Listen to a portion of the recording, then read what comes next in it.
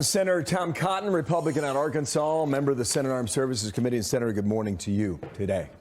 The foreign minister in Ukraine put a fine point on this, saying that a country cannot be half invaded. Are we making progress on this or not, do you believe? Unfortunately, Bill, I don't think so. Our Secretary of State met with the Russian foreign minister this morning.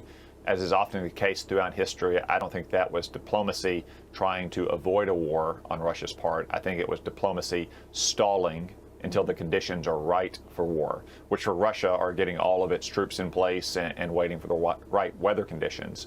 All this, though, is happening not in a vacuum, but in a year, in the context of a year of President Biden's appeasement of Russia. In the first months in office, he gave away the store on a nuclear arms treaty to Vladimir Putin. Then he allowed Vladimir Putin to continue to construct the gas pipeline that's going into Germany. And then, of course, Vladimir Putin saw the debacle in Afghanistan that exposed President Biden as weak and feckless. And then just a couple days ago, he heard exactly what Joe Biden said when he went off script, not when he was reading from talking points, not when he sent out underlings to speak about what he meant. He spoke about, quote, a minor incursion. Or like the president of Ukraine alluded to, incursions are kind of like surgeries. They're only minor when they happen to someone else. Now is the time to try to avoid this war in Eastern Europe. The last thing the American people want to see is a war that undermines any of our interest in Europe.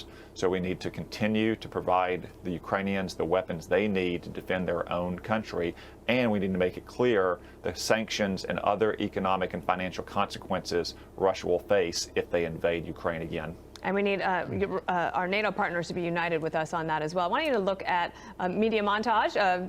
I'm sorry, this is administration officials. You have Blinken, Psaki, Harris. Everybody was out trying to figure out a way to put the president's comments back in a bottle. Did it work? Let's take a look. We've been clear. I think you heard very clearly multiple times last night from the president. The president has been crystal clear. Let me be very clear on what the president has conveyed directly to President Putin. The president was very clear. He's got a plan to do that. It is clear to us that the decision is probably in his hands. We are clear and have been clear for quite some time. Senator, in my experience, if it's clear, you don't need to have lots of different people explaining how clear it is. Yeah, I think it's clear as mud, Dana.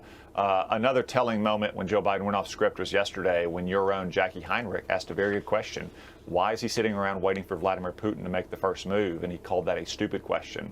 Actually, it's a very good question, not just about Ukraine, but about foreign policy under the Biden presidency in general. Look, when it comes to international politics, either you run the show or the show runs you.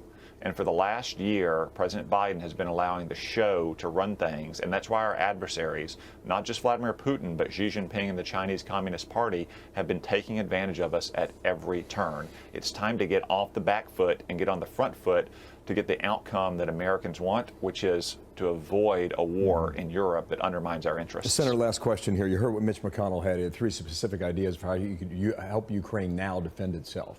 Is there a motion for this to happen? There is. It needs to be happening faster and at a higher volume. The Biden administration has dithered for too long, not just in providing Ukraine with our weapons to defend against Russian armored columns or Russian aircraft, but approving our allies in NATO who want to do this.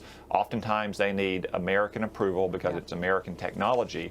And just yesterday did they finally give approval to some of our NATO partners. We need to accelerate those approvals. We need to allow our European partners to do their part to protect European security, because ultimately they have to do as much as we're willing to do to help deter this invasion from happening. As much as the American people don't want to see a major conflict in Europe, you would have to assume that the European peoples don't want to see one even more. We need to stand with them and encourage them to do more.